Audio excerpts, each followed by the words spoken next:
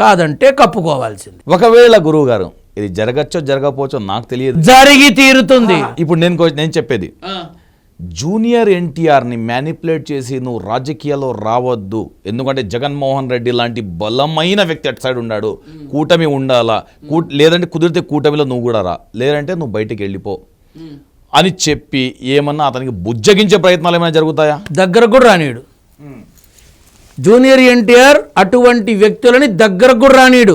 Okay, ఖచ్చితంగా ఈ రోజు వరకు మేము ఇప్పుడు జూనియర్ ఎన్టీఆర్ ఒక గౌరవప్రదంగా, సంస్కారవంతంగా, ఎంతో చక్కగా, మర్యాదపూర్వకంగా మాట్లాడుతున్నాడు తప్ప ఎవరినీ కించపరిచిన మనిషి కాదు.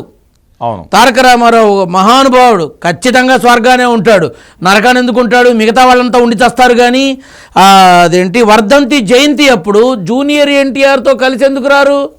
జూనియర్ ఎన్టీఆర్ ఉన్నప్పుడు ఎందుకు రారు? రే వాడు వచ్చేళ్ళాడా మేము వస్తాం అని ఎందుకు చెప్తారు?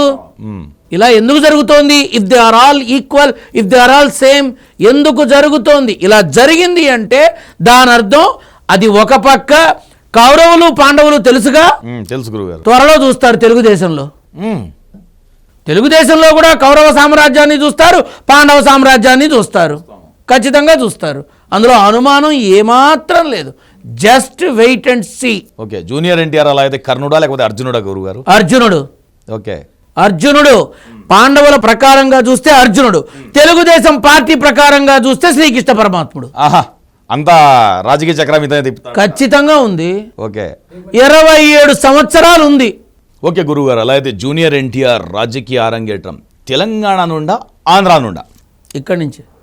ఇక్కడ నుండేనా? అంటే తెలంగాణలో పోటీ చేస్తా. తాత ఎక్కడి నుంచి మొదలు పెట్టాడో తను అక్కడి నుంచే మొదలు పెడతాడు. ఓకే, మరి అది ఆంధ్రా వరకు తీసుకెళ్తాడు. ఇందాకే చెప్పా, శక్తి పరంగా అయితే అర్జునుడు, రాజకీయ పరంగా అయితే శ్రీకృష్ణుడు అని.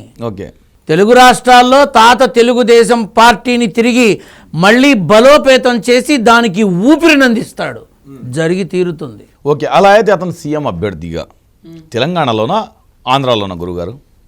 అప్పుడు మాట్లాడదామంటారు. ఎలాగూ ఉంటానుగా, తప్పకుండా, అందులో అనుమానమే లేదు, చక్కగా మాట్లాడదాం. అవును గురుగారు. లక్ష్మీ పార్వతి గారు ఏమన్నా గుర్తొచ్చారా? ఇప్పుడు గుర్తొచ్చారు నాకు. జూనియర్ ఎన్టీఆర్కి సపోర్ట్ చేసే అవకాశాలు ఉన్నాయా? అక్కడ గౌరవిస్తాడు తప్ప వేరే ప్రత్యేకమైన విధానం ఏమీ ఉండదు. ఏముండదు. మంచో చెడో మా తాతగారికి మీరు అండగా ఉన్నారు, నమస్కారం, అంతే. నెత్తిన పెట్టుకోవడం అలాంటివి ఉండవు. ఓకే ఓకే, ఉండవు. గౌరవిస్తాడు, సంస్కరిస్తాడు, మర్యాదనిస్తాడు. అన్ని ప్రకారాలుగా, అన్ని విధాలుగా తారక రామారావు గారి యొక్క మనవడు, తారక రామారావు గారి యొక్క గౌరవప్రదమైన జీవన విధానం ఎలా ఉందో దానికి సంబంధించిన ప్రతి మనిషిని గౌరవిస్తాడు. తప్పుని విమర్శించి తీరుతాడు. తాతని మళ్ళీ తిరిగి చూపిస్తాడు. ఓకే, లక్ష్మీ పార్వతి గారు నీకు సలహాదారుడుగా ఉంటాను అన్న, నేను నా మనవడు కాబట్టి అని వెళ్ళినప్పుడు చూద్దామంటారా? జూనియర్ ఎన్టీఆర్ పిలవడం కాదు, వెళ్ళినప్పుడు చూద్దాం.